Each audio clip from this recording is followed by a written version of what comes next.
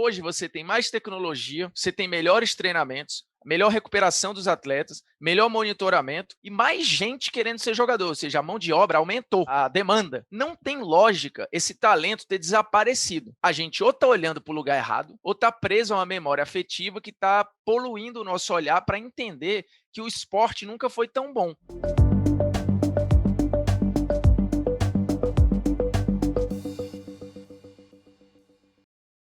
Hoje nós temos aqui no Espaço Recíproco um convidado muito especial, um cara crítico que ama futebol mais que qualquer clube. É assim que o jornalista esportivo Bruno Formiga se define como profissional. Jornalista formado pela Unifor, no Ceará, e pós-graduado em Teorias da Comunicação e da Imagem pela Universidade Federal do Ceará. Bruno iniciou suas atividades no jornalismo esportivo ainda como estudante em 2006, ao passar em um concurso para escrever para o jornal O Globo durante a Copa do Mundo. Foi o primeiro passo para depois comentar na Rádio Transamérica e ser contratado pelo jornal O Povo de Fortaleza como repórter. Ele está no Esporte Interativo desde 2013 e também é youtuber desde 2016, um canal que já tem 166 mil inscritos. Na TV Esporte Interativo, o Bruno Formiga participa como comentarista de diversos programas da emissora, além de participar das transmissões esportivas, exemplo da Série C e D do Brasileirão, Copa do Nordeste, UEFA Champions League, sempre como comentarista. Bruno, obrigado por você estar aqui hoje com a gente. Você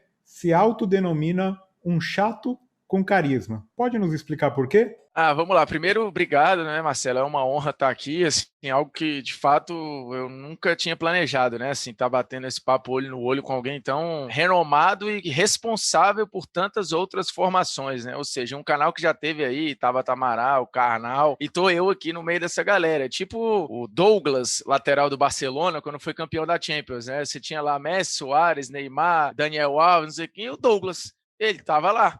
Como ele foi parar lá, a gente não sabe, é tipo eu aqui, mas vamos nessa. Eu acho que todo jornalista, por formação, ele deve ter essa chatice no seu DNA. E quando eu falo chatice, o termo pode parecer, e é um termo pejorativo, né? Mas eu acho que ser crítico, tá sempre esperando para apontar o dedo, tentar tocar na ferida, que é a nossa função, isso de fato é chato. Por exemplo, o seu time ganha, e vem alguém para tentar analisar os defeitos dessa vitória, isso é chato, mas muitas vezes é necessário. Quando você faz uma análise de um filme que você achou muito bom e vai alguém ali fazer uma resenha do filme e vai te falar que o filme não é tão bom quanto você achou que fosse, isso é chato. Quando a gente está apontando que uma cidade está muito violenta, está com muito buraco, está com muito problema, isso é chato, mas é necessário. Então, assim, eu diria que a chatice ela é necessária para a humanidade. E no meu caso, assim, eu me considero um cara chato, porque eu sempre fui muito reclamão, eu sempre fui muito pessimista, que é uma parada que a minha mulher vem fazendo eu mudar com o tempo, né? Porque eu tinha a tese do meu pai. O pessimista está sempre no lucro, né? Que o que vier tá bom. Só que eu percebi que isso tem um ônus muito pesado. E aí hoje eu tô procurando levar a vida mais leve. Não é fácil, ainda mais nos tempos que a gente vive. Mas eu acho que o carisma é porque eu me considero um cara que tem um certo bom humor, brinco aqui e ali, tem umas tiradas e tal. Então eu acho que eu consigo ter essa chatice e até uma chatice com algum carisma. Mas é só uma forma chata de se autodenominar, né? É por aí que a gente vai. Como o programa sempre lida com as questões da educação e tal, queria que você contasse um pouquinho da tua trajetória e, em particular, se você realmente, pode ser sincero, hein? Se você aproveita alguma coisa que você aprendeu na graduação e na pós-graduação.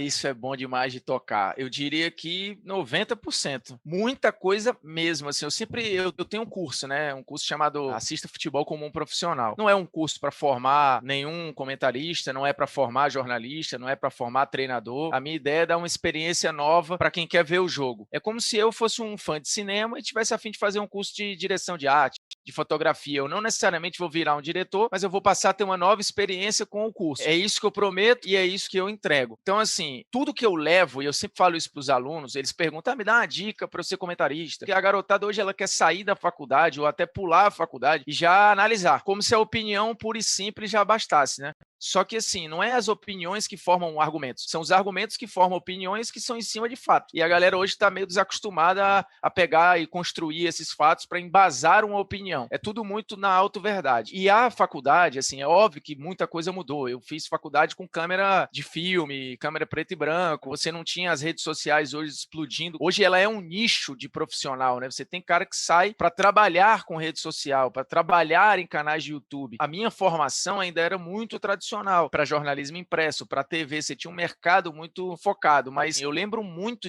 as cadeiras de semiótica, eu carrego até hoje muito daquilo, assim, hoje, se você me perguntar os conceitos exatos, eu vou ter dificuldade de citar os autores para você, mas eu sei que tudo aquilo que eu carreguei, aquela observação de construção, tá ali, os simbolismos e tudo que eu li, a cadeira de psicologia foi super importante para eu ter empatia em análise, por exemplo, de comportamento de jogadores, ao passo de hoje, por exemplo, é um dia que a gente está gravando, é o dia seguinte ao assassinato de um homem preto dentro de um supermercado. E aí você tem as pessoas indo para cima e tentando cobrar dos jogadores que eles se posicionem. Eu acho ótimo quando eles se posicionam. Eu acho ótimo quando o atleta americano se posiciona. Só que aí entra um pouco de entendimento de contexto de que, cara, uma coisa é eu cobrar do LeBron James, foi formado no high school, pulou a faculdade, mas tem uma base educacional que 90% dos nossos jogadores não tem. A gente não estimula esses jogadores a pensarem a vida inteira. Quando eles ficam ricos e milionários, a gente cobra que eles se posicionem. Então, assim, eu acho lindo que eles se posicionem, mas eu também não consigo ser cruel ao ponto de cobrar deles uma coisa que nós, enquanto sociedade, não demos para eles, que é esse embasamento para o cara se posicionar. E sabendo que se ele se posicionar, ele vai perder 4, 5, 6, 10 patrocínios. Então, assim, eu não consigo julgar. E eu levo muito das cadeiras, eu levo muito dos autores, dos debates, eu levo muito da forma de saber que as coisas têm método, de saber que o meu estudo para cada jogo exige uma metodologia. Não necessariamente para fazer um TCC, mas é a metodologia de ordem do que eu preciso contar naquela transmissão. Eu vou desde o contexto do jogo até os personagens que eu acho mais relevantes naquele dia. Comentar um jogo é contar uma história. Eu tenho que escolher por onde eu quero contar. Então, sim, eu levo muito da minha formação, não me vejo sem a formação. Entendo que nos Estados Unidos, por exemplo, o jornalismo é uma coisa extra, mas eu não consigo imaginar esse cenário aqui e também não consigo imaginar esse cenário em que as pessoas diminuem a faculdade. Eu acho que ela precisa se adaptar rápido, como a escola também. Assim, eu tenho 2 filhos e eu noto o quanto os diálogos, muitas vezes, com os professores, está um pouquinho desconectado do que essa criançada almeja e necessita, né? Questão de educação financeira, você ter outros entendimentos de mundo lá na educação básica. Mas a minha formação na Unifor, assim, é engraçado, porque eu pulei a UFC, né? Eu nem fiz a UFC, que é a Federal do Ceará. E aí, hoje, me conhecendo mais, eu tenho certeza que eu não fiz com medo de não passar. Para evitar a frustração do não, eu preferi nem fazer. E aí falei que preferia fazer na Unifor, que era particular, porque tinha uma estrutura melhor e tal, mas eu entendo que ali tinha algo de falta de confiança da minha parte. E eu não me arrependo, porque eu entendo que para o que eu queria era o melhor lugar, porque era onde tinha a melhor estrutura, é onde eu tinha o melhor estímulo. A universidade pertence até hoje a um grupo de comunicação, e isso ia facilitar também estágios, conexão com o mercado e tal, que essa parte de networking é fundamental, né? Assim, é uma das coisas mais importantes de qualquer linha profissional. Então eu me formei na Unifor, já tinha feito um curso técnico antes na Universidade Gama Filho, que estava com aqueles cursos de 2 anos, e eu resolvi arriscar. Só que eu fiz 2 anos e, não confiante, fiz mais 4 de bacharel, né? Então, no final, eu tive uma formação técnica e uma formação tradicional. E aí depois fui para pós-graduação na UFC, que era paga, né? Não era uma pós-graduação gratuita. E logo depois fui pai nesse meio do caminho, né? Muito cedo. Então, minha vida mudou. Outra faculdade eu tive que fazer, né? Que é a de pai. E essa eu faço até hoje. E aí, 2013 foi a época em que surgiu a Copa do Nordeste no Esporte Interativo. O Esporte Interativo meio que estava precisando de um sotaque ou de uma voz. Eu sempre brinco lá que eu entrei na cota, né? Eu falo com meus chefes assim, mas não tem problema, assim, eu não tenho problema nenhum em entender que tinha uma bola quicando ali e que eu soube aproveitar. Mas eu, desde que entrei, sabia que eu não queria falar só de futebol nordestino, que era só a porta de entrada para o que eu queria além, né? E aí acho que hoje eu tô bem satisfeito. Ô Bruno, e você, eu vi o teu site, você criou esse curso, aliás, já vou te dizer aqui que é um curso que eu achei fantástico, né? Assista Futebol como profissional. Assim que eu deixar de ser reitor e tiver um pouquinho mais de tempo, vou me inscrever no teu curso. E no site do curso eu achei um negócio curioso, você colocou o seguinte, que você não aceita debater com achismo e abomina o saudosismo, que é diferente de saudade. Acredita fielmente que existe opinião errada e algumas seriam melhor que nem fossem ditas. Quando eu li isso daí, eu pensei imediatamente que isso vale para os dias que estamos vivendo. Não para o futebol, nem para o esporte, mas para o negacionismo, fake news, outros fenômenos que a gente está vivendo hoje em dia. Como que você pode fazer agora a analogia do que você comenta nesse curso e da tua visão com esse momento que a gente está vivendo na pandemia? Quando eu brinco com essa história do saudosismo, eu cresci, assim, meu pai é extremamente saudosista, nostálgico, assim, ele mora em Fortaleza há 40 anos, mas é nascido no Rio. E sempre quis voltar pro Rio. Só que, tipo assim, o Rio que ele gostaria de voltar não existe mais, assim, que é um Rio de Janeiro das vilas, dos anos 40, da Bossa Nova. Acabou, esse Rio não existe mais. Só que ele parou lá, né? E o futebol também, que ele acha que é o melhor da história, que é nos anos 40, 50 e 60. Então eu cresci me achando um azarado. Porque eu falei, cara, eu amo tanto futebol, mas eu só vejo jogador ruim. Porque assim, pela teoria do meu pai, os bons pararam de produzir ali há 30 anos atrás. Só que com o tempo eu fui vendo, essa lógica não tem lógica. Porque assim, o dom, para quem acredita, você imagina lá que tem a fábrica de Deus de jogadores profissionais. Aí ele fica lá, anos 50, tá aqui uma leva. Anos 60, tá aqui outra leva. As pessoas vão nascendo, né? Ele vai jogando talento na terra. Aí, em determinado momento, ele cansou. Falou, não, tô com preguiça agora, eu vou começar a produzir jogador de basquete. Agora eu quero olhar pro NFL, lutador de MMA, porque futebol...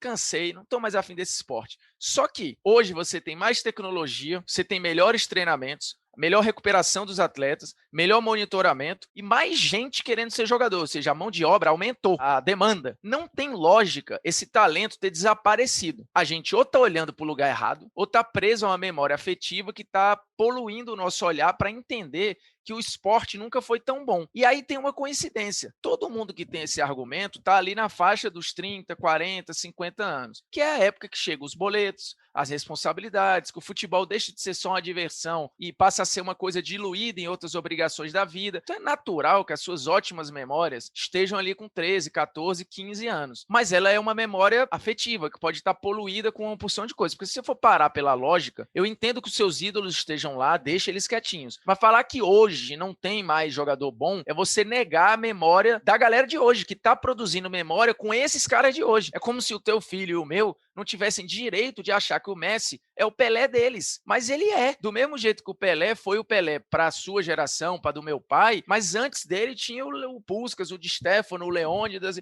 e assim vai. Assim, o esporte vai andando para frente. É tecnologia, assim, é impossível você dizer que esse notebook que a gente está fazendo aqui é pior do que o que eu tinha nos anos 2000. Não tem como, assim, porque o que veio antes serve para torear o que vem na frente. O esporte é rendimento, o esporte é ciência, o esporte é estudo. Então, quando a gente joga isso para a molecada, eu noto que eles gostam, porque é como se alguém estivesse respeitando a memória deles, assim. E eu nunca tive essa pessoa. Eu sentava numa mesa com meus tios, meu pai, e era porrada ali, tipo, você não viu, você não pode falar. Fulano, você não viu jogar? Ah, putz. Só que os mesmos caras que eu vi e que meu pai dizia que eram ruins, hoje a minha galera olha e fala, olha como eles eram bons. Hoje tá tudo ruim. Bom era o Edilson Capetinho, o Edmundo, o Marcelinho Carioca, não sei quem. Os de hoje, tudo ruim. Daqui a 30 anos, vai ser a mesma coisa, é um eterno Meia-Noite em Paris, né? Que é um filme do Woody Allen, não sei se você já viu, que o cara fica buscando a Belle Époque lá e não acha nunca. Então, quando eu tive esse insight, eu falei, cara, aí tá o nicho, porque eu preciso respeitar esse consumidor. Essa pessoa tá boiando hoje, ela não tem um lugar de fala, né? Ela é um pobre coitado que tem que aceitar que o passado é intocável e que o futuro vai ser sempre pior.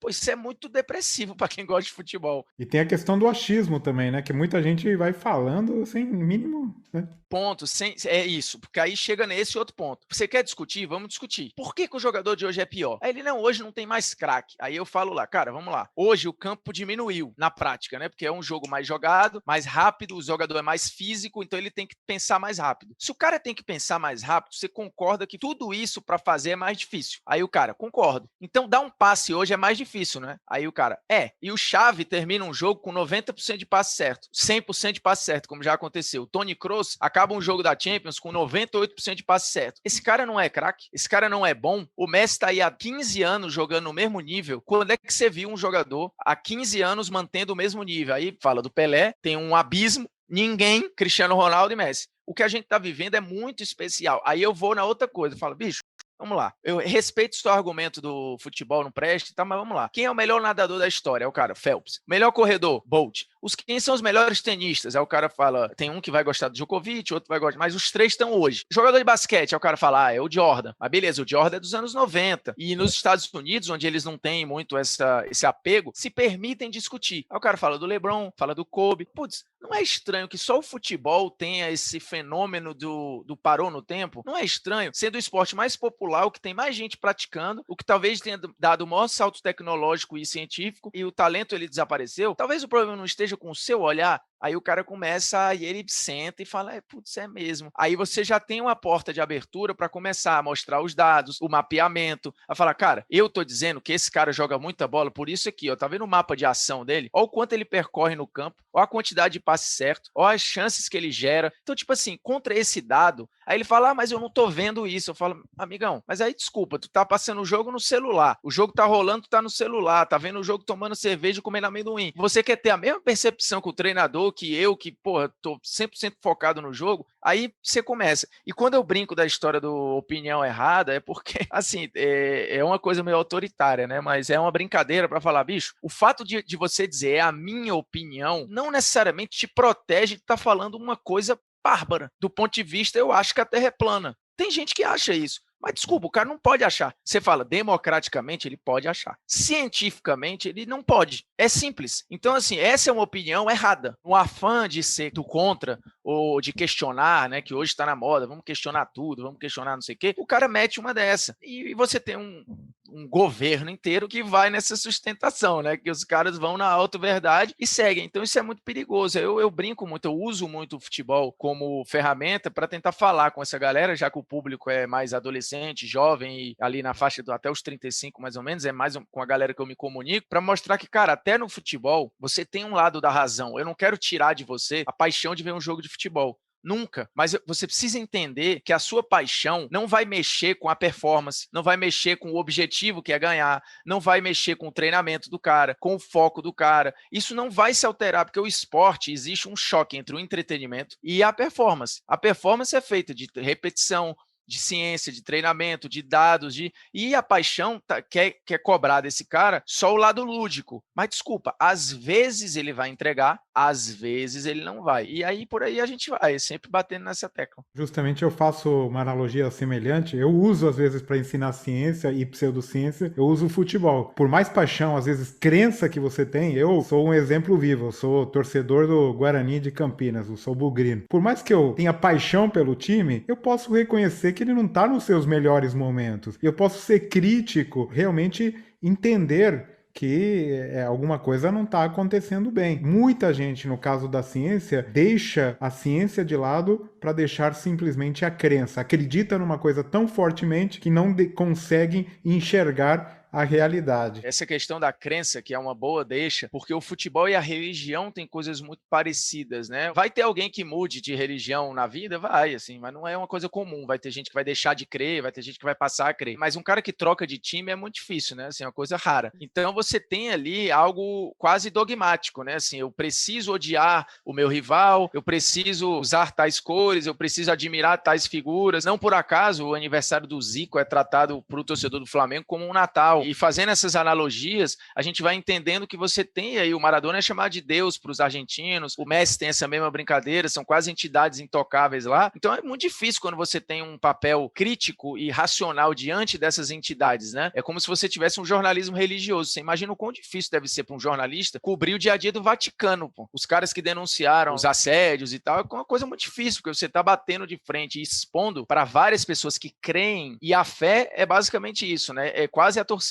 É você crer sem ver. É você acreditar que pode vir um título, mesmo sabendo que o time é horroroso. E por aí vai. Então essa analogia religião e futebol, ela é muito boa. E por isso que trabalhar com jornalismo esportivo é tão difícil. Porque você é o cara que tá atacando pedra na cruz quase, né? Sinto a mesma coisa quando a gente agora, nesse momento como a gente tá vivendo, mostrar que a ciência é importante e que temos que acreditar na ciência para acabar com a pandemia. Justamente nessa questão, você é um cara que faz questão de quebrar um tabu aí que jornalista esportivo não deve falar de política. Tem algumas exceções importantes no Brasil também. Você acha que todos os cidadão deve se posicionar politicamente? Eu queria que inverter também a pergunta, perguntar qual que é o papel da política na estrutura de futebol que a gente tem no país. Eu vou começar pelo fim, porque assim, a CBF é uma entidade política, os clubes são entidades políticas, os campeonatos são formados, é como se cada clube fosse um partido, se a gente quiser fazer essa brincadeira. Para você eleger um presidente da CBF, esses partidos precisam se conglomerar e votar na mesma figura. Então, muitas vezes as decisões, elas não são pelo melhor caminho racional esportivo, muitas vezes é político, né? Eu devo satisfação para fulano, eu devo um favor para cicrano. Outra questão é que os clubes são entidades privadas intenção, mas de interesse público. E com outro problema, o dinheiro é de quem? Os clubes não têm um dono. Então vamos lá, o dinheiro do patrocinador, que está lá na camisa do Clube X, o patrocinador está tendo o retorno dele, que é a camisa exposta na TV, nas mídias e tal. O torcedor, no mundo normal, está pagando o sócio e pagando o ingresso e está vendo o jogo. A TV, ela está pagando pelo direito de transmitir, então ela também está tendo o retorno dela. E esse dinheiro está indo para a conta de quem? Do clube. Mas ele pertence a quem? Ao clube. Só que quem tem responsabilidade com ele? Porque o presidente, que na verdade ocupa um papel de prefeito, quando ele sai, ele entrega a administração para outro, sem nenhuma responsabilidade física, né? Daquilo ali. Hoje, alguns clubes estão vinculando as gestões ao CPF do presidente. Então, os caras têm responsabilidade administrativa, a mesma coisa que você tem em algumas prefeituras. Mas, no geral, a lógica da gestão de clube é como se o clube fosse um microcosmo ali, uma cidade, é como se tivesse um prefeito que nem sempre vai ter responsabilidade com o clube, mas sim com o seu mandato. Então, assim, eu quero ser campeão, eu quero deixar o meu nome na história, mas não necessariamente eu quero deixar o terreno bem feito para o próximo, porque se o próximo também for vencedor, apaga um pouco do que eu fiz. Ainda mais se esse cara for rival. Então você tem oposição, você tem situação, você tem os sócios querendo votar, ampliar uma democracia, nem todos os clubes botam os sócios para votar, ainda é aquele curral dos eleitos que vão votar, né, os conselheiros, os caras que têm a sabedoria de que o clube precisa, e esse modelo é falido, né, um modelo que já mostrou-se que elege gente ruim, é um modelo que não anda para frente, que é zero moderno, que deixa dívida. Então eu acho que é muito parecido, assim. E outra relação é quanto esses caras saltam para a política, né? Muitas vezes o futebol é um trampolim político, é o presidente que vira deputado, é o presidente que vira vereador, é o presidente que se candidata a prefeito da cidade, como aconteceu com o ex-presidente do Flamengo. Então a gente tem uma relação muito umbilical entre futebol e política, porque as estruturas são muito parecidas e muito viciadas, eu diria, né? Então, e sempre tem os caras dizendo que são a nova política, né? Não, eu sou a nova gestão. Aí passa um ano, faliu o clube do mesmo jeito e não entregou nada, porque é um ambiente muito difícil e que envolve muito dinheiro, proporcionalmente, assim como o poder público. Quando você cobra, no período da Copa, né, 2014, quando você cobra a questão do gasto público com os estádios, quando você cobra uma igualdade maior no preço dos ingressos para que as pessoas mais pobres voltem aos estádios, mesmo que esses estádios sejam arenas, quando se discute também o papel das arenas, né, e eu, por exemplo, eu sempre, falando de saudosismo, eu sou bem contra aqueles caras que falam que a geral era maravilhosa, né, porque assim, no fundo, a geral era maravilhosa para quem? Pra galera que pagava 3 cruzeiros ali para estar na geral, mas levando um saco de xixi na cabeça, sol e chuva, porque não tinha proteção, e num fosso que era abaixo da linha do campo. Então, tipo, ele tava ali participando da festa, enfeitando a festa, mas na verdade ele tava num curral para falar, ó, tamo aqui numa festa popular, mas você tá no pior lugar para dizer que tá aqui, entendeu? Hoje nas arenas, você tem muito mais conforto, cadeiras, acesso, uma coisa muito mais respeitosa com o torcedor que é um consumidor, mas eu sinto falta de ser uma coisa mais acessível. Eu entendo que o esporte encareceu, mas quando você cobra dos dirigentes, quando você cobra essa coisa mais igual, quando você investiga como é que estão as finanças do clube, isso não deixa de ser um posicionamento político. E quando a gente fala de política extra-campo, eu acho que é um papel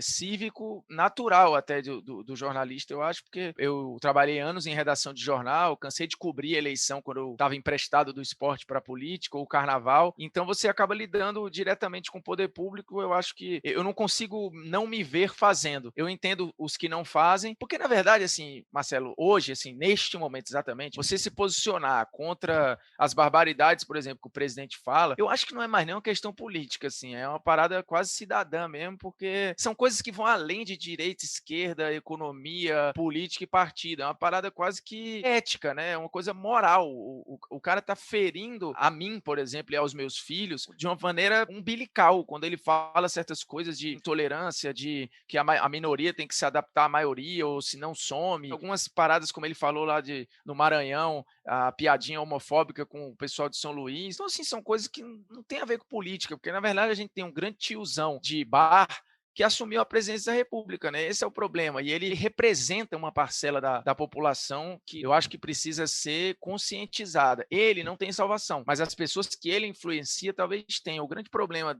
dele não é ele, que eu sempre tenho essa tese. Se não fosse ele, ia ser outro. É só nome, é só um CPF que está ali. Esse movimento que foi mundial durante um tempo, eu espero que retroaja agora, ele é um movimento que colocou várias dessas figuras no poder. Então, assim, o fato de ser Bolsonaro, Trump, ou Erdogan, é só um nome. Os caras são uma ideia. E é uma ideia que está aí. que a gente sempre escutou em churrasco de família, que a gente sempre escutou no bar, que a gente sempre escutou na faculdade, e que eu acho que tem que ser conscientizado. Então, para mim, não é uma questão mais política, né? Mas eu entendo os que não falam, porque é difícil, cara. Às vezes a empresa do cara cobra, às vezes a empresa prefere ficar isenta. É muito difícil, assim. Eu já passei por situações de criticar um patrocinador do Vasco, por exemplo, e era um cara que ia patrocinar a TV, por exemplo, e até queria patrocinar o programa que eu fazia. Aí eu disse, primeiro que eu não sabia, segundo que agora que eu tô sabendo, esse cara eu não faço testemunhal para ele nem a pau. Desculpa, não vou fazer, cara. Depois de tudo que foi falado aí, eu não faço nenhuma questão desse dinheiro, assim, desculpa. Aí acabou que deu sorte aí,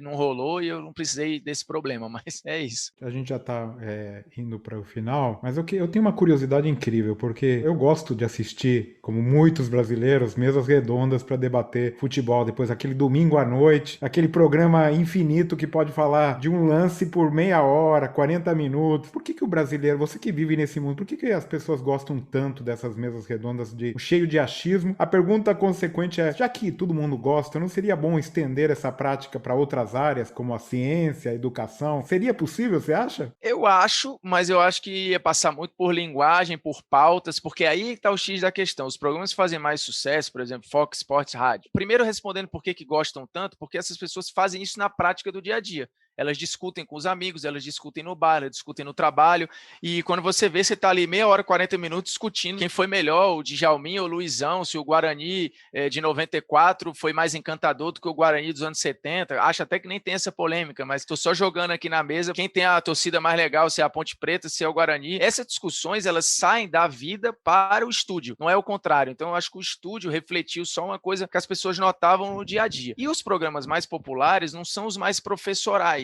Eu entendo que eu vou ser sempre menos popular do que o Neto, porque é muito mais fácil o Neto ser entendido do que eu. E eu acho que tem gente para ouvir o Neto e tem gente para ouvir a mim. Mas tem muito mais gente para ouvir o Neto. Então, se tiver um Neto que fale de ciência, eu acho que vai ser maravilhoso. Porque a questão é a gente pular o muro e entrar no quintal desse cara que não tem o ouvido treinado para ouvir os termos que eu uso, ou que talvez você use e que o acadêmico use. E aí, o papel do YouTube nesse ponto, para mim, é muito importante. E eu acho que cada vez mais o acadêmico tem que entender que ali é uma oportunidade de recuperar um tempo perdido, que esses caras que a gente está criticando aqui conseguiram ocupar. Essa não ciência ocupou um lugar de responder perguntas que nós não fomos capazes de entender, de responder, mas que eles responderam erradamente, mas de uma maneira muito mais simples, com algo que até parece lógico, né? O cara que chega, a Terra plana ocupa esse lugar. Porque para eu explicar que a Terra é redonda do ponto de vista científico, é complexo. Eu posso chegar e mostrar uma foto, tá aqui a foto da NASA. Aí o cara vai dizer que é um estúdio. Para eu explicar, é demorado. O cara da Terra plana chega e fala, mas você olha ali o horizonte, por que não faz curva o barco? Acabou. Ele vai convencer a minha tia, o cara que trabalha ali na esquina, o padeiro e não sei o quê, e aí? A gente perdeu 3 pessoas que foram para um lado quando poderiam vir para o nosso. Então, acho que cada vez mais, se vocês tiverem aí, eu conheço o Karnal, por exemplo, ele dá belas comparações, ele tem um humor ácido e ele conseguiu ser popular falando de coisas, mesmo com um tom professoral, mas ele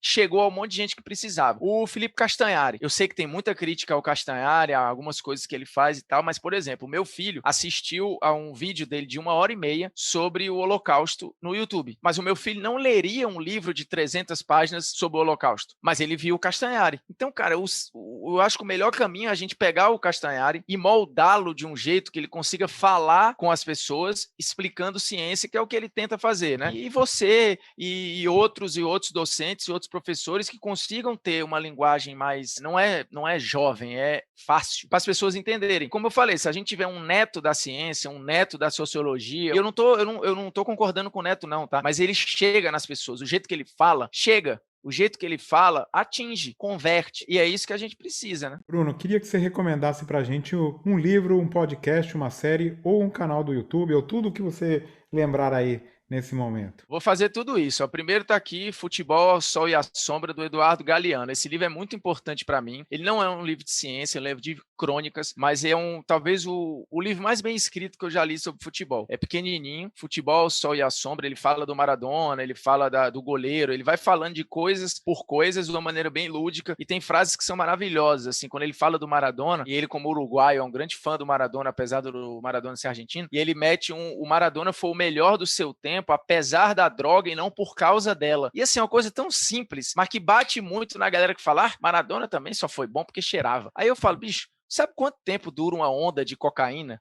Ainda mais para um atleta profissional, o cara tem que cheirar 4 vezes no jogo para ter ali lombra de 15, 20, 25 minutos para conseguir render em alto nível. Tipo assim, essa lógica não tem sentido nenhum. Mas beleza. O outro livro é a biografia do Agassi, que é maravilhosa, é só Agassi mesmo. Talvez também seja o livro de esporte mais impactante que eu já li, porque mostra a relação, às vezes, sombria do atleta com o próprio esporte. Você acha que é o mundo de flores, né? E ele passa o livro inteiro falando: eu amo tênis, eu odeio tênis. Eu amo tênis, eu odeio tênis. Porque o pai dele fez com que... É quase um Dois Filhos de Francisco, né? Obrigando ele a abrir a boca, botar ovo, e você vai cantar, você vai cantar. É quase essa relação do Agassi com o pai dele e, consequentemente, com o tênis. Podcast, eu acho maravilhoso o Flow. E aí o Flow é muito popular, assim, tem muito palavrão, são 2 caras novos. O Flow foi muito importante nessa campanha que a gente tá vendo aí, fenomenal do Boulos, por exemplo. Quando ele foi no Flow, é o grande salto da campanha do Guilherme Boulos, porque ele foi conversar com 2 caras que são considerados meio centro-direita ali, e que fazem essas perguntas populares, tipo, por que a Terra não é plana? Mas eles levantam bola. E o Boulos foi lá conversar com uma galera que não é a dele, não é a zona de conforto da esquerda. E foi muito bom para ele, quando ele fala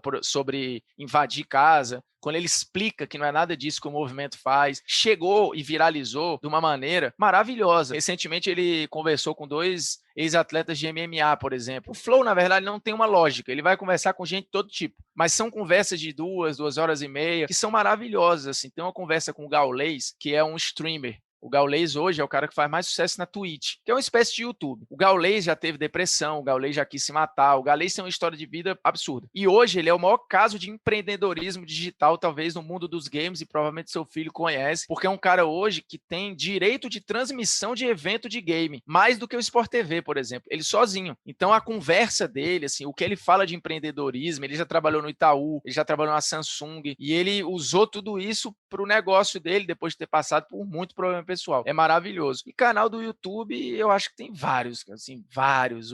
O do Castanhari é muito legal para a molecada que quer conhecer um pouco mais. O Meteoro é muito bom, que eles trazem mini documentários sobre várias situações. E eu não estou nem falando aqui de nenhum canal de futebol. Eu estou falando de canais que falam da vida como um todo. Porque canal de futebol mesmo, você pode ir no meu. O Bruno Formiga, mas brincando, você pode se inscrever lá no Esporte Interativo. Tem o 433, é um canal muito legal, gringo, ele é inglês, e eles fazem um material maravilhoso também, tem legenda e tal, é muito bom.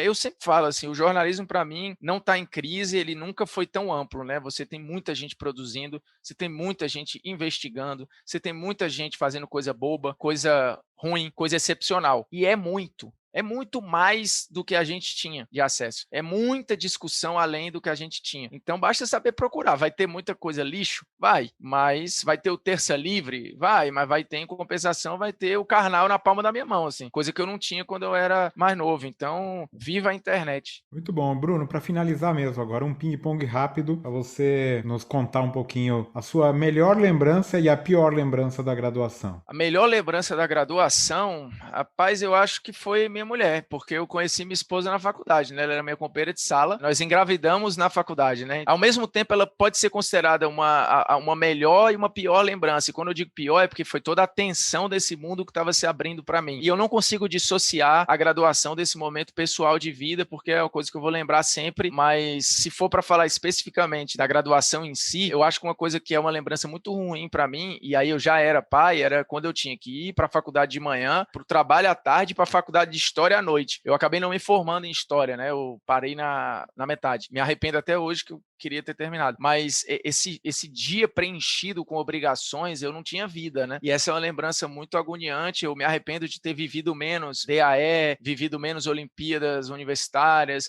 de ter treinado menos no time da faculdade onde eu treinei durante um tempo, cheguei a jogar brasileiro universitário, mas eu queria ter mergulhado, eu queria ter vivido a faculdade mais. Eu queria ter podido, depois da aula, ter ficado no campus a tarde toda, depois do treino, tomar banho, tomar um sorvete ali, ficar lá, mas não, eu tinha que ir trabalhar, eu tinha que ir para casa caso, cuidar do Cauê, ou tinha que ir para a faculdade de História. Então, assim, de fato, a universidade para mim, ela não foi um lugar de mergulho. Ela foi um lugar de eu botei o pé e eu molhava o pé e saía. Eu nunca mergulhava, assim. Isso é ruim. Eu me arrependo, mas as descobertas, assim, a lembrança de eu ir de carro, por exemplo, é uma coisa boba, mas é tão independente isso, é tão distante. Eu escolher o meu horário. Eu falar, hoje eu não tô afim de acordar 9 horas. Eu vou só pro horário de 11. Putz, isso era... Cara, eu me sentia com 50 anos já, assim, dono do meu nariz. E um estádio dos sonhos que você visitou ou pretende visitar?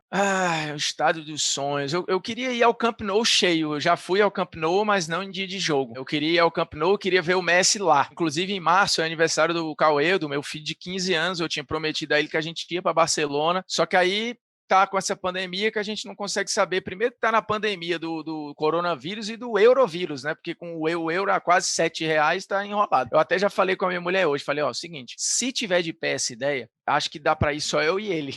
Aí ela, pô, tudo bem, beleza. Então, assim, ainda há esperança. E o ideal seria ainda numa final de Champions, hein? E esse ano vai ser em Istambul, né? Que é uma cidade maravilhosa, assim, deve ser um absurdo. Mas eu acho que o Camp Nou cheio com o Messi dentro, aí eu acho que seria o meu sonho. Um jogo inesquecível. Um jogo inesquecível. É engraçado, tem o Bayern e Barcelona, que o Messi dá aquele drible no Boateng, eu tava comentando aquele jogo, mas engraçado, eu tenho um apego grande a um jogo chamado Remo e Operário, 2015. Aí você vai falar, putz, mas o que tem a ver, né? Esse jogo eu fiz no estádio no Mangueirão, era o acesso do Remo, da Série D pra Série C. Mas, cara, foi uma energia no estádio. Primeiro que o estádio tava entupido, né? E é um estádio antigo, eu achei que ia desabar a cabine na minha cabeça e na do Jorge Igor, que era o narrador. Só que, cara, o pandemônio que foi quando o Remo se classificou foi uma coisa louca. E olha que, assim, é da Série D, cara, mas é como se fosse um final de Copa pros caras, assim. E eu entendo, porque cada time é o maior do mundo pro seu torcedor. E aquilo ali era uma final de Copa mesmo pra aquela galera. Do mesmo jeito que jogar a final da Copa Imprensa, pra mim, é a minha Copa do Mundo. Eu quero ganhar aquilo ali e nada mais importa. Então, esse jogo eu nunca vou esquecer. A gente precisou sair do estádio com a torcida, dentro do ônibus do Remo, dos jogadores, porque o acesso ao Mangueirão é péssimo. E com a festa nas ruas, tudo lotado, simplesmente não era impossível de sair. A única coisa que passava no meio da galera era o ônibus do time, que estava indo embora pro hotel. E aí o repórter nosso conhecia lá o diretor do Remo, botou nós dentro do ônibus e a gente saiu com os jogadores em festa ainda pelo acesso. Não, os caras tomando cerveja, sem camisa e batendo, fazendo pagode e a gente dentro daquele ônibus esperando para pegar uma carona. Então esse é meu jogo inesquecível, assim, é uma parada bem alternativa, mas é muito legal. E uma brasileira ou brasileiro com impacto no esporte?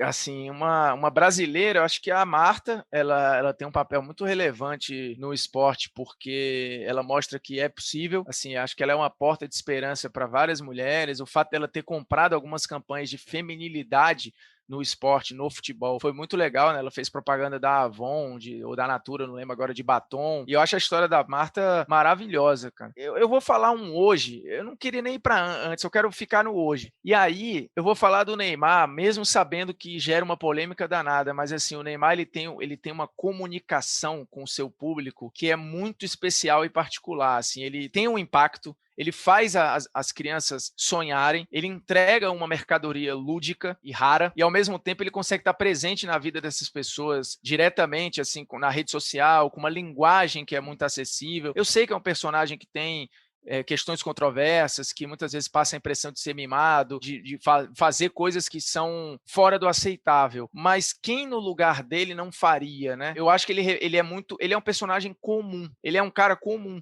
E ele mostra, assim como o Maradona mostrou, que o Garrincha mostrou, porque a gente esquece isso também, né? O meu maior ídolo é o Maradona, eu tenho um quadro dele aqui na minha frente. Que é cara mais errático que o Maradona? Isso é a graça, né? O Garrincha, que é exaltado pelo meu pai, era alcoólatra. E se a gente tivesse um cara hoje alcoólatra, a gente ia estar dando porrada nesse jogador, provavelmente. E esquece que um dos grandes símbolos da brasilidade é esse cara, humano e errado, como foi o Heleno de Freitas, como foram outros, né? Então a gente meio que não aceita o erro do intocável, né? E eu acho que o Neymar mostra que, cara, eu sou igual a vocês aqui, eu tô na rede social, eu brinco, eu tiro uma onda, jogo meu videogame, tenho lá meus casos, meus namoros, gosto de um pagode, e eu acho que ele influi muito na garotada, assim, ele é muito responsável, e não só no futebol não, viu, porque o meu filho assiste ele jogando videogame, fazendo streaming, é impressionante, cara, ele tá em todo canto. Qual é a grande habilidade que você tem, mas que não está no teu currículo? Eu acho que é a pesquisa, assim, no caso, quando eu digo a pesquisa, pode ser um defeito, mas eu sou um cara inseguro. Eu acho que nunca tá bom. O fato de eu achar que nunca tá bom faz com que eu vá fazer um roteiro, por exemplo, para um jogo ou para um programa, e como eu acho que nunca tá bom, eu vou até o limite. Às vezes nem é o limite que eu acho do bom, porque como eu acho que nunca tá bom, eu vou estar sempre preenchendo. Então, no final, eu sei que eu entrego uma coisa boa, só que esse processo é dolorido, porque eu tô sempre achando, me pondo em dúvida, assim, o cara que mais se sabota, que me sabota, sou eu. E isso, ao mesmo tempo que é ruim para mim enquanto pessoa física, é bom pro Bruno profissional, porque essa falta de segurança e essa busca pela perfeição que eu sei que não tem, e que me machuca, vai fazer com que eu entregue uma análise boa, um produto melhor, um texto mais bem acabado, um vídeo melhor, né? Mas eu até me emocionei falando agora.